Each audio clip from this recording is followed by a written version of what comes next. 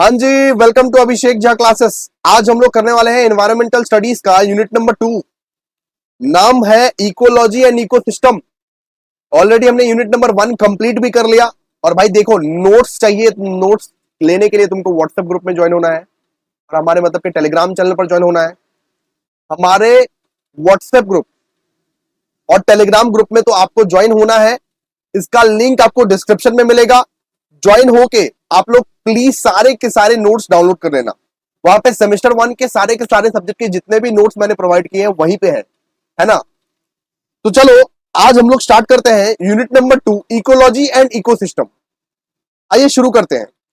सबसे पहले इकोलॉजी का मीनिंग जानते हैं दोस्तों कि इकोलॉजी किसको बोलते हैं। तो यहां पे सबसे पहले रीडिंग कीजिए। Ecology is the scientific study of the relationship between organism and their environment. यहां पे सिंपल बोला गया है भाई कि इकोलॉजी एक साइंटिफिक स्टडी है। इसके बीच में इकोलॉजी एक साइंटिफिक स्टडी है जो कि रिलेशनशिप बताता है ऑर्गेनिज्म और एनवायरनमेंट का। ऑर्गेनिज्म मतलब कि जीव जंतु। ऑर्गेनिज्म मतलब आप लोग क्या समझते हो? जीव जंतु। जितने भी जीव जंतु एनवायरनमेंट में है उनका और एनवायरनमेंट का रिलेशनशिप बताता है। कौन बताता है? इकोलॉजी। तो वापस से रिपीट कीजिए, याद कीजिए। Ecology is the scientific study of the relationship between organism and their environment. Ecology रिश्ता बताता है। किसका रिश्ता बताता है? ऑर्गेनिज्म का, जीव जंतु का और उनके एनवायरनमेंट का। वो जिस एनवायरनमेंट में रहते हैं उस एनवायरनमेंट का रिश्ता बताता है। हर क्रिएचर तो सेम एनवायरनमेंट में नहीं रह सकते ना भाई। ऑर्गेनिज्म और एनवायरनमेंट का रिश्ता बताता है। ठीक है, कौन बताता है? इकोलॉजी। ओके, इसके बाद वाला लाइन पर गौर फरमाइए। It explores how living organism interact with each other. एक जंगल में बहुत सारे एनिमल्स रहते हैं ना। शेर रहता है, चीता रहता है, बाघ रहता है, बहुत सारे एनिमल्स रहते हैं, सांप बिच्छू सब कुछ रहता है, छोटे से छोटे इंसेक्ट भी रहते हैं। सबके बीच में वो इंटरेक्शन दिखाता है। एक लिविंग ऑर्गेनिज्म जब किसी दूसरे लिविंग ऑर्गेनिज्म के साथ इंटरेक्ट करता है या नॉन लिविंग ऑर्गेनिज्म के साथ जो इंटरेक्ट करता है उसको हम लोग क्या बोलते हैं? इकोलॉजी। देख भाई, लिविंग जो ऑर्गेनिज्म है ना, लिविंग ऑर्गेनिज्म मतलब कि जीव जंतु, या तो वो क्या कर सकता है? या तो वो दूसरे लिविंग ऑर्गेनिज्म के साथ इंटरेक्ट करेगा या तो वो नॉन लिविंग ऑर्गेनिज्म के साथ इंटरेक्ट करेगा। एयर, वाटर, सनलाइट, है ना। उस रिलेशनशिप को बोलते हैं, उस इंटरेक्शन को बोलते हैं भाई इकोलॉजी। ठीक है, तो देखो, it explores how living organisms interact with each other. आपस में कैसे इंटरेक्ट करते हैं। जैसे कि तुम स्कूल में जाते थे, स्कूल में कभी कभी तुम अपने दोस्तों के साथ भी इंटरेक्ट करते थे और कभी कभी तुम्हारे साथ कोई नहीं रहता था तो ऐसे ही बेंच वगैरह में ऐसे बैठे हो, किसी चीज का भी यूज कर रहे हो, नॉन लिविंग थिंग से ही बात कर रहे हो तुम। ऐसे भी तो होता था ना। तो यही समझो ना, it explores how living organisms interact with each other and their surrounding. यानी कि अपने सराउंडिंग से कैसे तुम इंटरेक्ट कर रहे हो। एग्जाम्पल देता हूं तुमको। अब तुम देखो, अब तुम सुबह सुबह जॉगिंग करने निकला, मान लो सुबह सुबह जॉगिंग करने निकला और लेक वगैरह में निकला। मान लो कि तुम या तो अपने दोस्त के साथ इंटरेक्ट करोगे वहां पे, या तो उस सराउंडिंग का मजा लोगे, है ना। या तो लिविंग थिंग के साथ इंटरेक्ट करोगे या तो नॉन लिविंग थिंग के साथ इंटरेक्ट करोगे। ऑफ कोर्स हम लोगों को कभी कभी किसी भी इंसान की जरूरत भी नहीं रहती, हम लोग आसपास के सराउंडिंग का ही मजा लेते हैं। तो बिल्कुल इसी तरह से भी ऑर्गेनिजम्स भी मजा लेते हैं, जीव जंतु भी मजा लेते हैं। या तो वो आपस में लिविंग ऑर्गेनिजम्स के साथ मतलब ये इंटरेक्ट करेंगे या तो वो नॉन लिविंग फैक्टर के साथ इंटरेक्ट करेंगे। ठीक है, it explores how living organisms interact with each other and their surrounding including both biotic and abiotic factors. मतलब फैक्टर्स तो लिविंग फैक्टर्स भी हो सकते हैं, नॉन लिविंग फैक्टर्स भी हो सकते हैं। तो देखो भाई, इतना तो करना है, इतना तो डेफिनेशन है इकोलॉजी का। ठीक है, लाइक कर दो भाई, लाइक कर दो। तुम्हारे लिए बड़ी मेहनत कर रहा हूं, डिटेल में समझा रहा हूं। अब इकोलॉजी का मतलब समझा। इकोलॉजी रिलेशनशिप बताता है किसके बीच में? ऑर्गेनिज्म और एनवायरनमेंट के बीच में। ऑर्गेनिज्म आपस में भी इंटरेक्ट कर सकते हैं और नॉन लिविंग फैक्टर्स से भी इंटरेक्ट कर सकते हैं। जैसे हम लोगों को कभी कभी हवा से प्यार हो जाता है, वाह क्या हवा है, वाह क्या झरना है, तो ये क्या है, non living things, non living things से इंटरेक्शन है ना। चलिए आइए अब नेक्स्ट, अब हम लोग पढ़ते हैं इकोसिस्टम किसको बोलते हैं। आइए, इकोसिस्टम किसको बोलते हैं, तो यहां पे देखो इकोसिस्टम किसको बोलते हैं, इसको पढ़ने की कोशिश कीजिए पहले। An ecosystem is a community of living organism.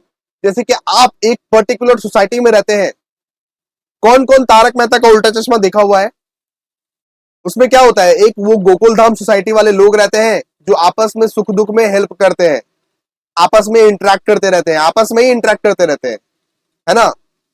तो इस तरह से ही इकोसिस्टम एक सोसाइटी है भाई। किसका सोसाइटी, जीव जंतु लोगों का सोसाइटी। इकोसिस्टम लोग को आप क्या बोल सकते हो भाई, जीव जंतु का सोसाइटी। तो an ecosystem is a community of living organism interacting with each other and their physical environment. या तो आपस में ही तुम इंटरेक्ट कर रहे हो, या तो अपने एनवायरनमेंट में तुम इंटरेक्ट कर रहे हो। सिंपल सा बात है, जो पिछला बार समझाए थे वही। It encompasses both biotic and abiotic components and their interaction. यानी कि लिविंग थिंग के साथ भी तुम इंटरेक्ट कर सकते हो, नॉन लिविंग थिंग के साथ भी तुम इंटरेक्ट कर सकते हो। ऐसा किसने बोला है कि तुम इंटरेक्शन, प्यार सिर्फ लिविंग थिंग के साथ ही होता है। हमको तो हवा से भी प्यार हो जाता है, हमको तो एयर से भी प्यार हो जाता है, हमको तो सनलाइट से भी प्यार हो जाता है। उसी तरह जीव जंतु को भी होता होगा। जीव जंतु लिविंग थिंग के साथ भी इंटरेक्ट करते हैं, आपस में भी इंटरेक्ट करते हैं और नॉन लिविंग थिंग के साथ भी इंटरेक्ट करते हैं। और जहां वो इंटरेक्ट कर रहे हैं उस जगह को क्या बोलेंगे, उस जगह को बोलेंगे इकोसिस्टम। उस जगह को क्या बोलेंगे, इकोसिस्टम। इकोसिस्टम मतलब जीव जंतु का सोसाइटी। सिंपल सा बात है। मान लो एक पॉन्ड है या फॉरेस्ट है, उसको क्या बोलोगे, इकोसिस्टम। जितने भी वहां पे ऑर्गेनिज्म रहेंगे, जितने भी वहां पे जीव जंतु लोग रहेंगे, वो लोग वहीं पे सरवाइव करते हैं, वो लोग वहीं पे इंटरेक्ट करते हैं आपस में। ठीक है, तो इकोसिस्टम का डेफिनेशन कितना लिखना है भैया, यहां इतना तक। An ecosystem is a community of living organism, is a community of living organism interacting with each other and their physical environment. एक दो लाइन में समेट देना है भाई। इंपॉर्टेंट यही है कि आप समझा के आ जाओ, मार्क्स तो आपको मिलेगा ही मिलेगा। ठीक है, अपने वर्ड में समझाना है। इसके बाद नेक्स्ट पढ़ेंगे कंपोनेंट्स ऑफ इकोसिस्टम। इकोसिस्टम का मेन कंपोनेंट्स क्या है, एक है बायोटिक कंपोनेंट, एक है अबायोटिक कंपोनेंट। एक पर्यावरण में लिविंग थिंग्स भी होते हैं, नॉन लिविंग थिंग्स भी होते हैं। बायोटिक को क्या बोल सकते हो, लिविंग थिंग्स।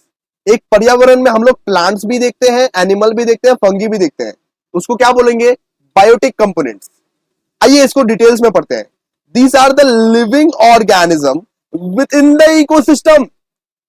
यानी कि जो लोग जीव है, जो लोग जीव मतलब कि सजीव प्राणी लोग हैं, सजीव प्राणी लोग, लिविंग थिंग्स है, लिविंग ऑर्गेनिजम्स है, जो इन्वायरमेंट में एग्जिस्ट करते हैं, उसको हम लोग क्या बोलते हैं, biotic components. Example animal, fungi, plants, बचपन में पढ़े भाई। अबायोटिक मतलब क्या हो गया, non living factors. Non living factors जैसे कि air, sunlight, water, air, sunlight, water, temperature, these are the non living factor within the ecosystem। soil, water हो गया, एयर हो गया, सनलाइट हो गया, टेम्परेचर हो गया, न्यूट्रिएंट्स हो गया। अब देखो भाई, अबायोटिक भी जरूरी है, बायोटिक भी जरूरी है। अबायोटिक अगर नहीं रहा तो बायोटिक वाले जी नहीं पाएंगे। मतलब कि बायोटिक मतलब सजीव प्राणी, और अबायोटिक मतलब निर्जीव। निर्जीव जैसे कि ये आपस में अपने आप से नहीं उठाना, ये of course non living things है, ऑफ कोर्स। ठीक है, समझ में आ गया, बायोटिक अबायोटिक। इसके बाद अब हम लोग पढ़ेंगे टाइप्स ऑफ इकोसिस्टम सर्विसेज। भैया अभी तो पढ़े इकोसिस्टम सर्विसेज, ध्यान से देखो। हम लोग पढ़े थे कंपोनेंट्स ऑफ इकोसिस्टम।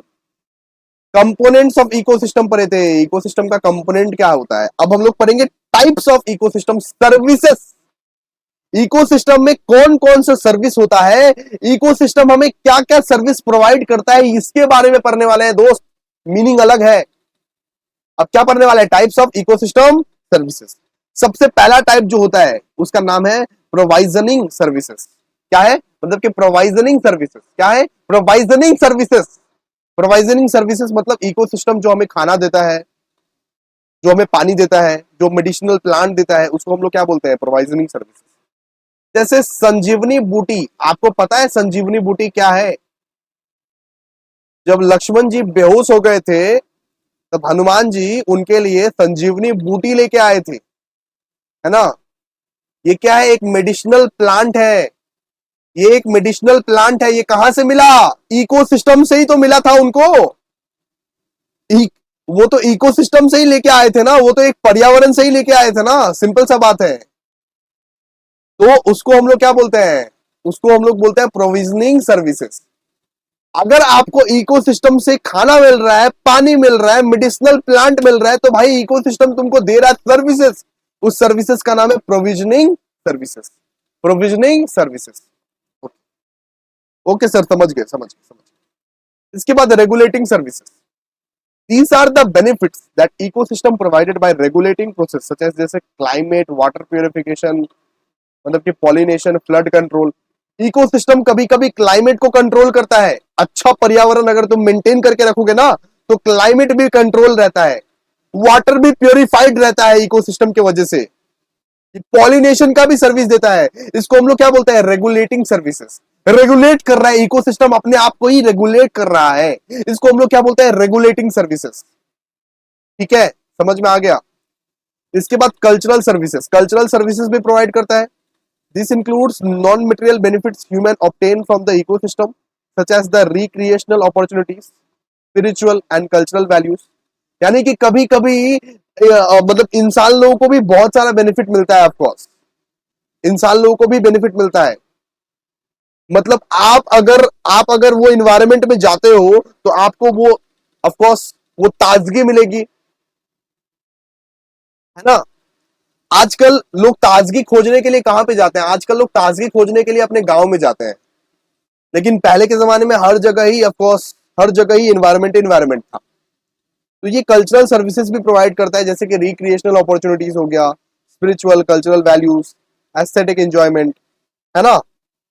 इसके बाद सपोर्टिंग सर्विसेज भी प्रोवाइड करता है। सपोर्टिंग सर्विसेज माने कि क्या? This are the underlying processes that sustain all other ecosystem services including nutrient cycling, soil formation, photosynthesis. मतलब फोटोसिंथेसिस का जो सर्विस है, नया माटी जो बनता है, नया सॉइल जो फॉर्म होता है, न्यूट्रिएंट साइक्लिंग जो होता है, ये सब तो सपोर्टिंग सर्विसेज है ना। इकोसिस्टम उसको सपोर्ट कर रहा है, तभी तो कर पा रहा है ये सब चीज। फोटोसिंथेसिस का तभी तो सर्विसेज उठा पा रहा है पेड़ वेड़, है ना? फोटोसिंथेसिस के बारे में क्या पढ़े थे बचपन में? पेड़ अपने लिए खाना बनाता है सनलाइट के हेल्प से। तो किस तरह से पॉसिबल है? अगर इकोसिस्टम ही नहीं रहेगा तब कैसे पॉसिबल है? इकोसिस्टम एक सपोर्टिंग सर्विसेज प्रोवाइड करता है। किस किस चीज में? सॉइल फॉर्मेशन में, फोटोसिंथेसिस में, और न्यूट्रिएंट साइक्लिंग में। ठीक है, समझ में आ गया आप लोगों को? तो 4 टाइप का इकोसिस्टम सर्विसेज हम लोग पढ़े। एक तो है मतलब कि प्रोविजनल सर्विसेज, जैसे फूड, वाटर और मेडिसिनल प्लांट हम लोग लेते हैं। इसके बाद रेगुलेटिंग सर्विसेज, कभी कभी रेगुलेट भी करता है। ऑफकोर्स रेगुलेट किस तरह से? क्लाइमेट को रेगुलेट करता है, वाटर पॉलिनेशन को मतलब कि वाटर मतलब कि प्योरिफिकेशन को रेगुलेट करता है। इसके बाद कल्चरल सर्विसेज भी प्रोवाइड करता है नॉर्मली, एंड सपोर्टिंग सर्विसेज भी प्रोवाइड करता है। इसको शॉर्ट में पढ़ लीजिएगा, जस्ट अपने से बना बना के लिखिएगा, अपने से बना बना के।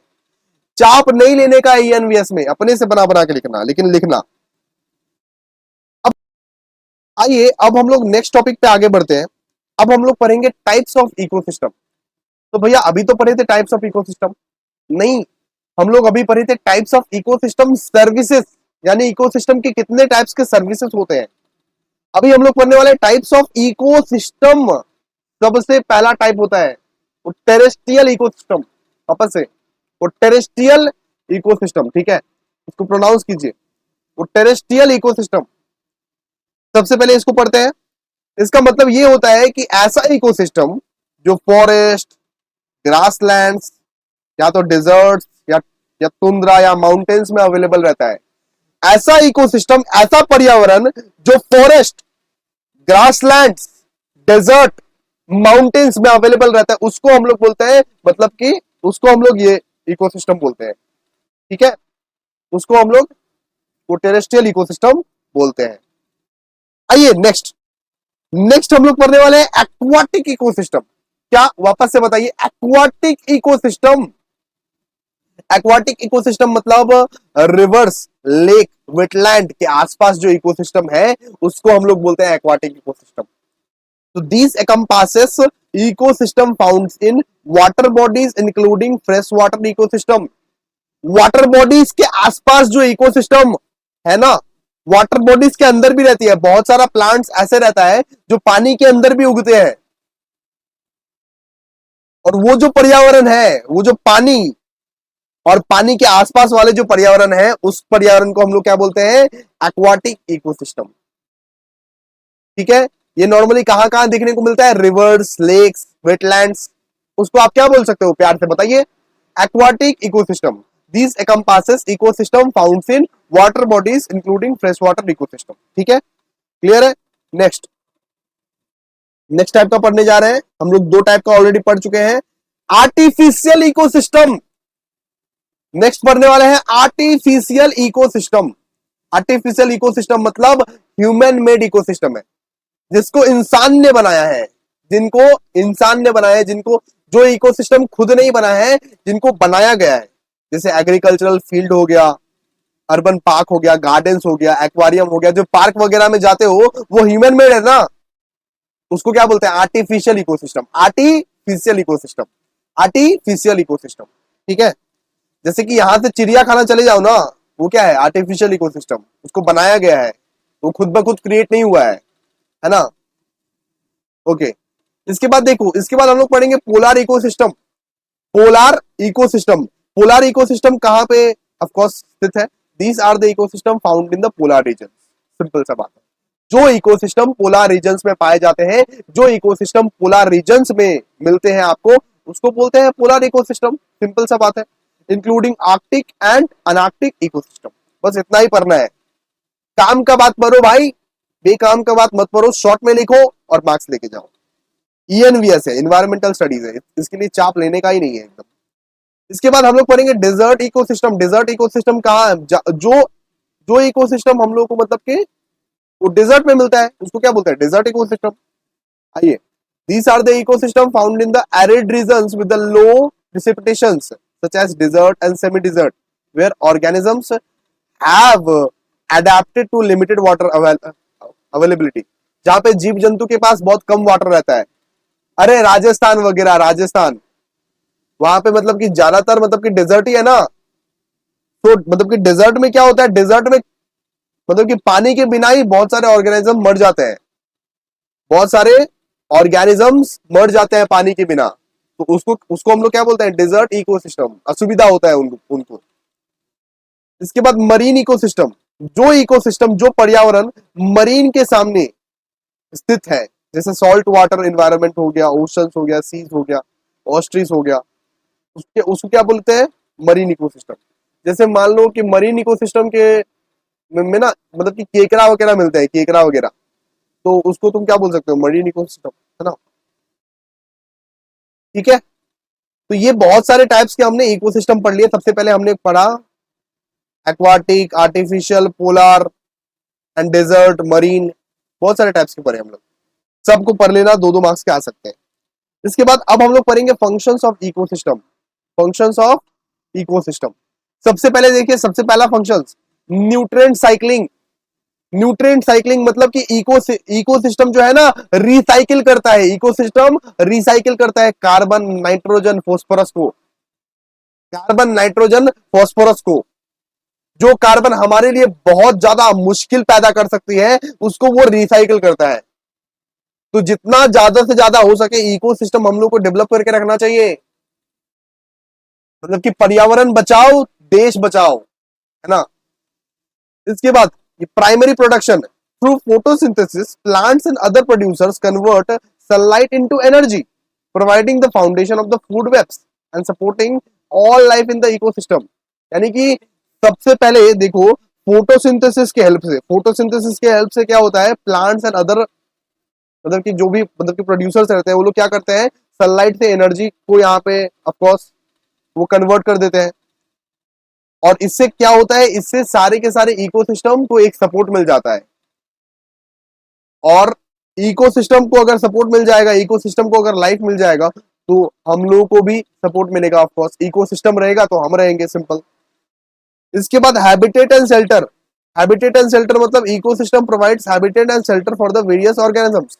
मतलब जीव जंतु लोग हैं, वो लोग कहां पे जाएंगे? जीव जंतु को तो तुम अपने घर में नहीं रखोगे ना, वो कहां पे जाएंगे? उनको एक शेल्टर मिलता है। अगर पर्यावरण है तो जीव जंतु भी उसी में रह जाएगा। अगर पेड़ काटोगे तो वो जीव जंतु तुम्हारे घर में आ जाएंगे, है ना। इसके बाद water regulation. Water regulation, ecosystem regulate the water cycle by absorbing, storing, releasing water, helping to mitigate floods, drought and erosion. तो इकोसिस्टम वाटर को एब्जॉर्ब करता है, स्टोर करता है, रिलीज करता है। इसके वजह से क्या होता है? इसके वजह से फ्लड्स नहीं आते हैं, ड्रॉट नहीं आते हैं, इरोशन नहीं आते हैं। तो इकोसिस्टम बहुत ज्यादा हेल्पफुल भी है। क्लाइमेट रेगुलेशन, इकोसिस्टम की वजह से क्लाइमेट रेगुलेट रहता है, मतलब अनठेकान कुछ भी नहीं होता है ना। तो ecosystem influence local and global climate by regulating temperature, humidity and atmosphere condition. मतलब atmosphere conditions, humidity and temperature को रेगुलेट करके रखता है। अब हम लोग पढ़ेंगे फूड चेन। अब हम लोग क्या पढ़ने वाले हैं? फूड। आइए अब हम लोग पढ़ेंगे फूड चेन के बारे में, concept of food chain important है। आइए इसको पढ़ते हैं। A food chain refers to the order of events in an ecosystem where one living thing organisms eat another organism। मतलब एक लिविंग थिंग दूसरे लिविंग थिंग को जब खाता है, और जब दूसरा लिविंग थिंग तीसरे लिविंग थिंग को खाता है, और तीसरा लिविंग थिंग चौथे लिविंग थिंग को खाता है, उसको हम लोग क्या बोलते हैं? Food chain. फूड चेन बोलते हैं उसको हम लोग, ठीक है। मतलब जंगल में तो ऐसा ही होता है ना, एक को दूसरे ने खाया, दूसरे ने तीसरे को खाया, तीसरे ने चौथे को खाया, उसको क्या बोलेंगे? Food chain, simple. तो food chain refers to the order of events in an ecosystem where one living organisms eats another organism and later that organism is consumed by another organism। मतलब उसी ऑर्गेनिज्म को फिर कोई तीसरा खा लेता है नॉर्मली, है ना। जैसे कि मान लीजिए ए है, ए को बी ने खाया, बी को सी ने खाया, सी को डी ने खाया, डी को ई ने खाया। इस तरह से कंटिन्यूएशन चलता रहता है भाई, इस तरह से वो कंटिन्यूएशन चलता रहता है, ठीक है। आइए अब आगे बढ़ते हैं। क्या समझ में आ गया आप लोगों को? यहां तक लिखिएगा, ठीक है, यहां तक। A food chain refers to the order of events in an ecosystem where one living organisms eat another organisms and later that organism is consumed by another larger organism। ठीक है। इसके बाद देखिए, इसके बाद हम लोग पढ़ने वाले components of food chain. Food chain का क्या क्या कंपोनेंट्स रहता है? सबसे पहले कंपोनेंट रहता है सन। क्या रहता है? Sun. The sun, the sun is the initial source of energy. सबसे ज्यादा सोर्स ऑफ एनर्जी सन ही प्रोवाइड करते हैं। बहुत सारे ऑर्गेनिजम्स सन के बदौलत ही जिंदा है। सबसे ज्यादा एनर्जी तो सन ही हम लोग को प्रोवाइड करते हैं, है ना। Which provides energy for everything on the planet. इसके बाद आता है प्रोड्यूसर्स। प्रोड्यूसर्स जो खाना खुद ही बनाता है, मतलब कि प्रोड्यूसर्स फोटोसिंथेसिस के प्रोसेस के हेल्प से खुद ही अपने लिए खाना बनाता है। तो प्रोड्यूसर्स आर एनी प्लांट। मतलब कि प्रोड्यूसर आप किसको बोल सकते हो? प्लांट को बोल सकते हो। बचपन में सुने हो ना कहानी कि प्लांट जब सन के हेल्प से, सन के एनर्जी के हेल्प से अपने लिए खाना बनाता है, उस प्रोसेस को क्या बोलते हैं? फोटोसिंथेसिस। तो प्रोड्यूसर्स आर एनी प्लांट और other organism that produce their own nutrients through photosynthesis. अगर फोटोसिंथेसिस के हेल्प से आप अपना खाना बना रहे हो, अपना न्यूट्रिएंट्स बना रहे हो, उसको क्या बोलते हैं? प्रोड्यूसर। उसको क्या बोलते हैं? प्रोड्यूसर्स। तो प्रोड्यूसर्स आप किसको बोल सकते हैं? प्लांट्स को बोल सकते हैं, सिंपल। अब कंज्यूमर के बारे में बात करते हैं। तो consumers are all organisms that are dependent on plant और अदर ऑर्गेनिजम्स फॉर फूड। मतलब एक ऐसा जीव जो किसी दूसरे जीव को खाकर ही सिर्फ पेट भरेगा। जैसे शेर हो गया, बाघ हो गया, टाइगर हो गया, चीता हो गया। एक ऐसा जीव जो सिर्फ प्लांट या तो किसी दूसरे जीव को खाकर ही पेट भरेगा, उसको हम लोग क्या बोलते हैं? कंज्यूमर। एक ऐसा जीव जो किसी दूसरे इंसान या प्लांट्स को खाकर ही अपना पेट भरेगा, उसको क्या बोलते हैं? कंज्यूमर। हम लोग भी कंज्यूमर है। बहुत लोग मांस हत्या करते हैं, ऑफ कोर्स बहुत लोग मांस खाते हैं, और जो लोग भी वेजिटेरियन भी खाते हैं वो तुम मतलब कि वो लोग भी तो प्लांट्स ही खा रहे हैं ना, या तो प्लांट्स खा रहे हैं या तो ऑफ कोर्स नॉनवेज खा रहे हैं। तो इसको हम लोग क्या बोल सकते हैं, कंज्यूमर्स। एंड डिकम्पोजर, डिकम्पोजर किसको बोलते हैं, decomposer are the organisms that get energy from the dead और वेस्ट ऑर्गेनिक मटेरियल। मतलब कि डिकम्पोजर मतलब ऐसा है कि कुछ कुछ ऑर्गेनिजम्स जब इंसान या जब कोई मतलब कि जीव जंतु जब मर जाता है तब उस वेस्ट से अगर वो अपना खाना को कंज्यूम करता है, एनर्जी लेता है, उसको हम लोग क्या बोलते हैं, डिकम्पोजर, है ना। उसको हम लोग क्या बोलते हैं, मतलब कि डिकम्पोजर। जैसे कि चींटी वगैरह को देखते रहना, चींटी वगैरह को देखते रहना, वहां पे ना कुछ अगर स्नेक वगैरह मतलब कि छोटा मोटा स्नेक वगैरह या बिच्छू वगैरह मर जाता है ना, तो वो चींटी उसको मतलब कि चींटी वगैरह उसको खाते रहते हैं, है ना। तो उसको हम लोग क्या बोलते हैं, डिकम्पोजर। इसके बाद हम लोग बात करेंगे फूड वेब। फूड वेब का अगर बात करेंगे तो फूड वेब का देखिए क्या है, यहाँ पे लिखा हुआ है मतलब कि there is a unique interaction and relationship which are involve in transportation of energy. The energy once produced and captured is distributed throughout the various living beings. मतलब कि एक एनर्जी को डिफरेंट डिफरेंट लिविंग ऑर्गेनिजम्स के through आप पहुंचाते हो। मतलब कि मतलब मान लीजिए ए को बी ने खाया, बी को सी ने खाया, सी को डी ने खाया, तो भाई एक दूसरे का एनर्जी भी तो ले रहा है। उसको हम लोग क्या बोलते हैं, food web. The transfer of energy is termed as the food web. एक दूसरे का एनर्जी आप अगर ट्रांसफर कर ले रहे हो अपने में, तो उसको क्या बोलते हैं, फूड वेब। जैसे हम लोग नॉनवेज खाते हैं, जो लोग भी नॉनवेज खाते होंगे या जो लोग भी वेज खाते होंगे, आप लोग शक्ति के लिए भी ही खाते हो ना, कि उसका एनर्जी हम में आ जाए, उसका एनर्जी हम में आ जाए, तो उसको हम लोग क्या बोलेंगे, फूड वेब। ठीक है। इकोलॉजिकल सक्सेशन मतलब क्या हो गया, इकोलॉजिकल सक्सेशन मतलब देखो, अब इंसान का लाइफ का बात हम लोग करते हैं सबसे पहले, कि इंसान अपने लाइफ में आगे बढ़ता है ना। आज आपके पापा आपके बिजनेस चला रहे होंगे, कल को आप चलाएंगे, अब फ्यूचर में ऐसे ही ऐसे बढ़ते बढ़ते बढ़ते बढ़ते आपके आपके बेटे चलाएंगे, आपके परपोते चलाएंगे बिजनेस। तो उस तरह से इकोलॉजिकल सक्सेशन भी होता है। मान लीजिए एक लिविंग ऑर्गेनिजम्स खत्म हो गया, उसके बदले में अब दूसरा लिविंग ऑर्गेनिजम्स जब आता है, उसको हम लोग क्या बोलते हैं, ecological succession. Ecological succession is the process by which the mix of species and habitat in the area changes over time. मतलब स्पीसीज हैबिटेट अब चेंज होगा ना, एक के बदले कोई दूसरा आएगा ना, एक तो खत्म हो गया, अब कोई दूसरा आएगा, सिंपल सा बात है। इसको हम लोग क्या बोलते हैं, इकोलॉजिकल सक्सेशन। एक होता है प्राइमरी सक्सेशन, एक होता है सेकेंडरी सक्सेशन। प्राइमरी सक्सेशन मतलब क्या है, प्राइमरी सक्सेशन मतलब जो नेचुरल है, क्या है, जो नेचुरल है, जो नेचुरल है। जैसे कि एक उम्र के बाद सबको जाना पड़ता है।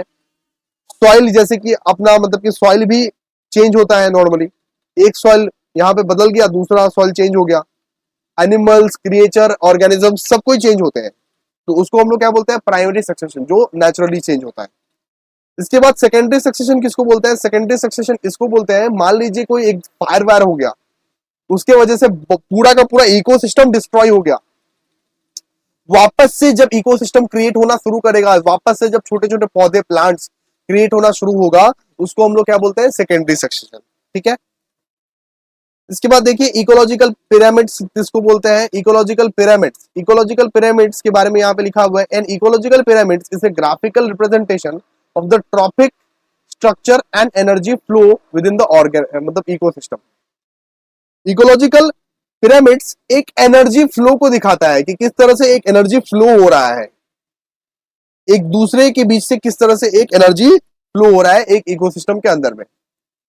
इसका टाइप्स है pyramid of energy, pyramid of biomass, pyramid of numbers. ये 2 मार्क्स के लिए आएगा, इसलिए ज्यादा इंपॉर्टेंट नहीं है, आप लोग इसको जस्ट शॉर्ट में ही पढ़ना। And ecological pyramid is a graphical representation of the trophic structure and energy flow within the organism ecosystem. कुछ कुछ रिमेनिंग पॉइंट्स है जिसको आप लोग सिर्फ रीड करोगे, जस्ट रीडिंग पर्पस के लिए, जो इंपॉर्टेंट नहीं है, एमसीक्यू वगैरह आएंगे इससे, है ना। बस इसको रीड कर लेना, कोई दिक्कत नहीं है, कोई दिक्कत वाला बात भी नहीं है। नेक्स्ट बात करते हैं, नेक्स्ट हम लोग बात करेंगे रिमेनिंग पॉइंट्स का। कुछ कुछ रिमेनिंग पॉइंट्स का बात कर देते हैं। सबसे पहले कार्निवोर का बात करेंगे। कार्निवोर क्या होता है, organisms that feed on another channel. मतलब जो मांसाहारी जीव जंतु रहते हैं उसको क्या बोलते हैं, मांसाहारी जीव जंतु को क्या बोलते हैं, कार्निवोर।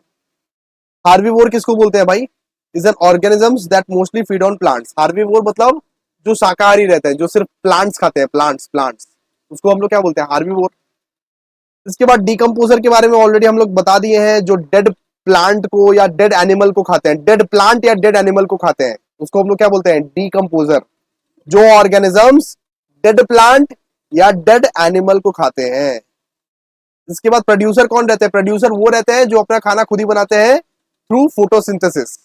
तो producers are the organisms that can make their food such as trees, shrubs, glasses. इसके बाद देखो ऑटोट्रॉप्स क्या होता है? An autotrophs is an organisms that can produce its own food using light, water, carbon dioxide और other chemical. मतलब autotrophs क्या होता है? ऑटोट्रॉप्स एक ऐसा ऑर्गेनिज्म होता है जो प्रोड्यूस करता है खुद का खाना यूजिंग लाइट, वाटर और कार्बन डाइऑक्साइड। क्लियर है? हेट्रोट्रॉप क्या होता है? A heterotroph is an organism that eats other plant और animal for the animal energy and nutrients. Heterotroph वो होते हैं जो दूसरे प्लांट या दूसरे एनिमल पर डिपेंडेंट है, उसको खाएंगे तभी उसको एनर्जी आएगा। इकोटोन के बारे में पढ़ते हैं। Ecotone is an area that acts on A boundary और ट्रांजिशंस बिटवीन टू इकोसिस्टम। यानी कि यहाँ पे देखो एक इन्वायरमेंट है, यहाँ पे यहीं पे दूसरा एनवायरनमेंट इसके साथ एकदम कंजॉइंट हो गया, एकदम जॉइंट हो गया, इसको हम लोग क्या बोलेंगे? इकोटोन। इसको हम लोग क्या बोलेंगे? इकोटोन। ठीक है। इसके बाद एज इफेक्ट भी पढ़ लीजिए। The greater number of landscape element, vegetation, complexity and mixed ecosystem characterized result in the greater density and biodiversity along with the ecotones। ठीक है। तो पूरा का पूरा चैप्टर हम लोग ने समाप्त कर दिया। जितना पढ़ाए हैं उतना ही पढ़ना है और ENVS का सिलेबस इस तरह से ही कंप्लीट करना है, चाप नहीं लेना है और यस बना बना के लिखना है। जितना ज्यादा आप बना बना के लिख पाओगे उतना ज्यादा आपके लिए अच्छा है। तो चलिए नेक्स्ट वीडियो में मिलता है, तब तक के लिए बाय। ऐसे ही चैनल को देखते रहिए, सब्सक्राइब करिए, लाइक कीजिए। Thank you.